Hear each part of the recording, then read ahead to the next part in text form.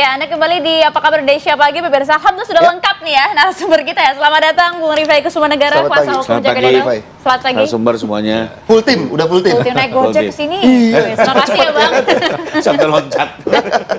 Oke, Bung, tadi perbincangan kita sudah cukup hangat sebenarnya, di mana tadi Mas Ahmad sempat mengomentari, ini harusnya nih ditunda dulu. Buktinya dari mana? Lagi-lagi pertanyaan itu muncul, bahkan sejumlah saksi yang dihadirkan nampak tak relevan. Kenapa nggak Pak Jokowi yang dipanggil? Menurut Anda seperti apa, Bung Rifai? Oke, jadi kan ini yang ngomong Polda ya. Iya. Jadi Polda ini kan sebenarnya sudah rangkaiannya dimulai dengan penyelidikan. Di penyelidikan itu sudah sampai 49 saksi kalau tidak salah terperiksa ya. Sudah dengar keterangannya, sudah terlihat bentuknya, sudah juga dinaik tingkatkan ke penyidikan, yang artinya bahwa betul Pak Jokowi adalah korban dugaan tindak pidana, fitnah dan beberapa pasal lainnya. Oke. Nah, tinggal di penyidikan ini kan hanya sekedar pertama menentukan siapa-siapa saja tersangkanya. Bisa lebih sedikit, bisa lebih banyak, tergantung nanti diuraikan masing-masing perbuatan, peran serta dan mens rea dari masing-masing akan dilihat satu persatu, dan tentunya perlu kehati-hatian. Lalu kedua, mengumpulkan alat bukti yang sebelumnya belum bisa diperoleh. Oke. Ya, untuk lebih diperkuat lagi. Kan bisa pemaksaan ya kalau di penyidikan ya. Betul, karena di penyidikan ini sudah banyak kewenangan-kewenangan yang dimiliki penyidik, baik upaya paksa ya dan segala macamnya. Termasuk juga sudah bisa mulai berkoordinasi dengan pihak kejaksaan. Nah, dalam kaitan ini kalau saya melihat sih bahwa di penyidikan ini sekedar mengulang kembali apa yang sudah diperiksa di tingkat penyelidikan. Bahwa harus dimulai dulu korban atau tidak itu kan fleksibel ya, tergantung kesediaan. Pada intinya kami sudah dipanggil. Sudah. Sudah kemarin dipanggil. Oke. Jadi tinggal menunggu waktu saja dong. Enggak, karena beliau Pak Jokowi kan kita tahu sedang dalam keadaan perawatan. Waktu. Ya. Makanya kemarin juga hanya bisa kegiatan di Solo, tidak bisa keluar karena ya beliau tahu sendiri lah ya sedang dalam keadaan perawatan. Jadi kita minta waktu ya. Minta waktu untuk Pak Jokowi datang atau diwakilkan nantinya? Nggak boleh diwakilkan, kalau pidana harus beliau memberikan Datang, keterangan, betul. Ada dua alternatif, diberikan waktu atau kita mohon bantuan pihak penyidik mendatangi Pak Jokowi di Solo. Karena memang di Perkapolri dimungkinkan ya, untuk sesi korban didengar di sana, tapi belum tahu nih bagaimana keputusannya. Kita sih ikut saja karena memang kenyataannya kan sudah ada keterangan dari rumah sakit juga bahwa memang beliau sedang dalam perawatan. Bisa beraktivitas, cuma disarankan untuk tidak keluar kota ya. Kemarin juga kan sampai PSI-nya di Solo gitu kan. Itu kan effort khusus lah. Agenda besar itu ya. Effort khusus lah gitu ya. Nah, tapi terlepas dari itu juga kami tetap membantu apa yang dibutuhkan dalam penyidikan ya. Termasuk juga siap menghadirkan ijazah asli jika nanti belum diminta. Sudah berulang-ulang kita berikan gitu ya. Jadi kalau selama ini belum pernah ditunjukkan, enggak, kami tunjukkan ijazah itu pertama kali ditunjukkan, lalu kemudian setelah dilihat diminta menyerahkan kopi legalisir, sudah juga. Nah, sekarang kalau mau diambil lagi untuk dilapor, monggo kerso ya. Karena buat kami kebenaran adalah kebenaran gitu ya. Mau diperiksa dengan cara-cara yang penting orang ini punya kewenangan, punya kompetensi, monggo kerso. Apalagi Barreskrim kan sudah melakukan puslapor dan hasilnya sudah kita ketahui bersama ya. Intinya sih buat kami adalah kami tetap kooperatif dan tetap mengharapkan penyidikan ini selesai tuntas untuk kemudian dilanjutkan ke persidangan. Pak Ahmad, nggak lompat-lompat, nggak hilang-hilang kok puzzle-nya, cuma minta waktu. Akan dipanggil, Bang, akan dipanggil. Gitu. Itu dia, kalau undangan klarifikasi yang belum pro justisia, yang sebenarnya bisa dipenuhi, bisa tidak, itu dilakukan oleh klien kami. Ada yang undangan dipenuhi, ada yang tidak, narasinya mangkir, ya, melawan dan seterusnya. Ini pro justisia loh, panggilan polisi. Hari ini penyidikan loh. Dan tidak pernah ada kabar di media, oh Jokowi mangkir, dipanggil, nggak datang, nggak ada keterangan dan seterusnya. Tidak. Artinya begini, memang ada narasi yang subjektif tendensius kepada klien kami dalam proses prosedur dan tahapannya terlepas. Kita sama-sama nih mau cari kebenaran nih. Nah, cuman tadi kalau kita bicara tahapan, tidak saja apa yang diatur dalam KUHP, tetapi tahapan dalam faktual peristiwa yang sedang dijalani. Hari ini misalnya, kan di Barreskrim memang sudah ada penghentian 22 Mei yang lalu. Tetapi kan juga sudah ada proses yang disebut dengan gelar perkara khusus 9 Juli 2025. Dan ini belum ada hasil. Dan ketika hasil daripada gelar perkara khusus itu kan ada dua potensi. Menguatkan penghentian yang ada di Barreskrim atau sebaliknya memerintahkan untuk ditinjau ulang, direkomendasikan untuk dilakukan penyelidikan. Nah, kalau yang di Polda ini tidak menunggu, berarti kan semua sudah didesain. Di sana nanti udahlah kuatkan saja di Barreskrim, Polda bisa jalan begitu. Sehingga apa? Tahapan-tahapan selanjutnya tetap dilakukan terlepas ada tahapan yang faktual dilihat oleh publik ini meloncat. Itu satu hal. Hal yang lain adalah kalau kita bicara tentang tadi delik, ya kita harus korban dulu. Dan kalau kita bicara tentang dokumen itu juga harus disita. Dan kalau kita bicara ada nanti di penyidikan, bagaimana dulu katanya, dalam proses yang tidak ada penyidikan, Maria Segaf sampai panas ini sepertinya. Tidak ada penyidikan, dokumen itu bisa dites laboratorium forensik dan ada hasilnya.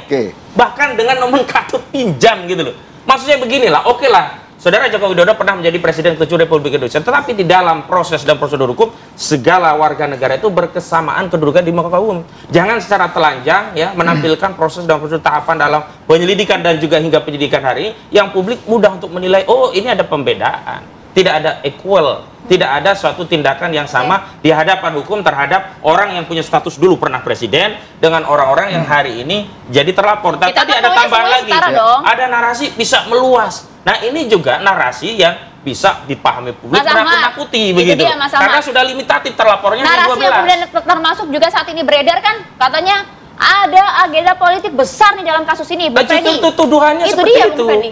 Emang dasarnya apa sebenarnya? Gini, saya merespon sedikit.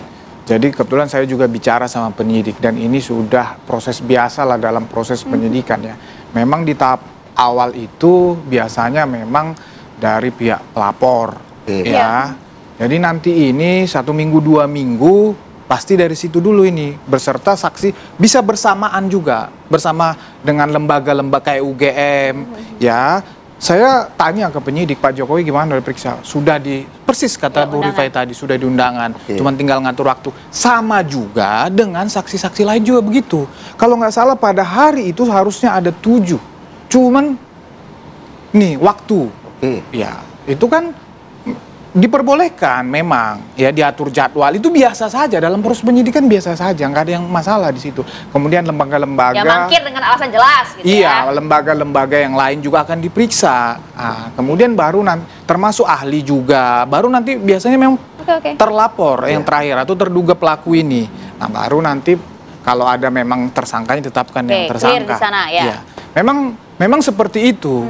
Ya, saya tadi udah sampaikan keterangan yang saya sampaikan di situ, bukan dikatakan saya ditanya kamu pernah ngeliat ijazah Pak Jokowi, menurut kamu palsu? Nggak kayak gitu. Saya katakan tadi, saya mendengar, ya meminta konfirmasi apa yang saya ketahui, kan begitu.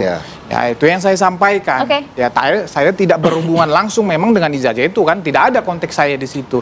Saksi-saksi lain juga kan seperti itu, ada itu porsinya masing-masing, ada porsinya masing-masing. Itu yang mau saya sampaikan. Tadi apa? Nah, itu dia soal kenapa sih Pak Jokowi kemudian melempar isu soal ini ada agenda politik besar di balik ini. Dasarnya apa, Bang? Ya, karena kan real ini di media, di publik, isu-isu yang dilontarkan kepada Pak Jokowi ini memang menyerang terus, ya. Yang dua itu yang paling besar, Wapres Gibran, ya, kemudian ijazah, kemudian ada lagi Medan. Hubungannya sama Roy Suryo CS apa? Loh, hari ini itu transparan di media, yang memainkan isu itu orangnya itu juga. Karena dilaporkan, Bang. Siapa dilaporkan? Kan Roy CS sempat dilaporkan membela diri.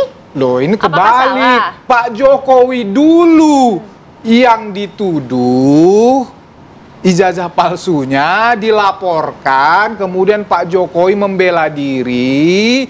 Nah, inilah proses ini berjalan, jangan dibalik-balik. Jadi dalam hal ini Pak Jokowi itu yang korban. Iya. Pak Jokowi yang korban, Pak Jokowi yang harkat martabatnya ya diserang oleh orang-orang ini. Ini jauh sebelum kasus ijazah palsu ini, orang-orang ini sudah memainkan ini terus-menerus. Berarti Pak Jokowi sendiri sejauh ini udah cukup lelah untuk menanggapi isu-isu seperti ini gitu? Bukan masalah lelah, harus dihadapi. Masa seorang Jokowi lelah, nggak ada cerita lelah. Sengaja nih. Hadapi. Mas Ahmad. Kenapa? Betul tidak? Ya, dari dulu udah memainkan ini. Kita harus bedakan ya, fakta-fakta, ya, data dan perspektif. Kalau kita bicara perspektif ya tentu dari kubu Jokowi perspektifnya playing Loh, victim. ada datanya kan, Bang? Iya dong. Tuh. Iya, datanya sama, tapi perspektif kan beda. Kalau kita runut kan, persoalan yang melakukan Dumas itu kan bukan Roy Suryo. Roy Suryo, Rismon Sianipar itu tidak pernah melakukan Dumas. Justru yang mengajukan Dumas itu adalah Egy Sujana melalui TPUA. Artinya, kalau ada sabab akibat ya, itu tidak terkait Roy Suryo. Itu satu soal. Yang kedua, sebenarnya kalau kita bicara bahwa saudara Joko Widodo dilaporkan, itu juga nggak jadi LP, kok cuma Dumas. Dumas itu tidak punya nilai. Tapi kenapa Dumas ini dihentikan penyelidikan dan tentu saja dengan proses ada tadi saya sebut sampai ada tes laboratorium forensik di proses Dumas. Ini kan anomali dalam proses penegakan hukum. Ya, yang ada ya tes bukti sesuai dengan tahapan KUHP. Ya, penyidikan itu untuk mengumpulkan bukti-bukti. Penyelidikan untuk menilai ada atau tidaknya peristiwa pidana. Nah, kalau sudah masuk penyidikan baru ada tes bukti-bukti, sita dulu bukti-bukti. Ini kan yang terjadi pada Dumas TPUA yang terjadi pada laporan saudara Jokowi kan nggak ada LP, belum ada penyidikan, bahkan penyelidikan yang LP prostitusi pun belum. Tapi kenapa bisa sampai mengakses ke bukti dan bisa dites? Nah, yang menarik kan belum pernah kita dengar ya aparat penegak hukum ya melakukan uji terhadap bukti itu nomenklaturnya diawali dengan pinjam. Makanya kemarin waktu ada gelar perkara khusus, bagaimana mungkin ya pihak Barreskrim bisa menampilkan bukti, lawang buktinya cuma pinjam. Nah, asasnya sebenarnya di bukti ijazah. Kalau masalah ijazah ini bisa dibuktikan dan clear, masalah yang lainnya kan gugur. Tapi hari ini menjadi melebar. Tadi contoh soal kenapa saya persoalkan. Nah, hari ini kita tahu bahwa saudara Jokowi dipanggil kan baru di media ini, bukan dari Kabid Humas Polda Metro Jaya. Tapi kalau klien kami dipanggil nggak datang langsung tuh Kabid Humas Polda Metro Jaya, kami sudah panggil terlapor bla bla bla tidak hadir. Alasannya jelas ini loh, Mas. Iya, alasan klien kami pun jelas, ada surat datang. Tapi kenapa yang dibahas hanya dari kubu klien kami? Sementara ketidakhadiran saudara Joko Widodo dalam memenuhi panggilan polisi Polda Metro Jaya hari ini baru kita dengar. Kenapa Polda Metro Jaya tidak menyampaikan itu kepada publik sebagai bentuk transparansi dan pertanggungjawaban dan equal antara posisi klien kami dengan polisi pelapor saudara Joko Widodo? Bang Rifai, kita akan jawab sesaat lagi ya. Di segmen selanjutnya kita akan tanyakan. Jadi apa alasannya? Tadi dituduh, jangan sampai ini kabur, mangkir, begitu ya. Sesaat lagi ya, Bang Rifai. Tetaplah bersama kami di Apa Kabar Indonesia Pagi. Ya, kita minum.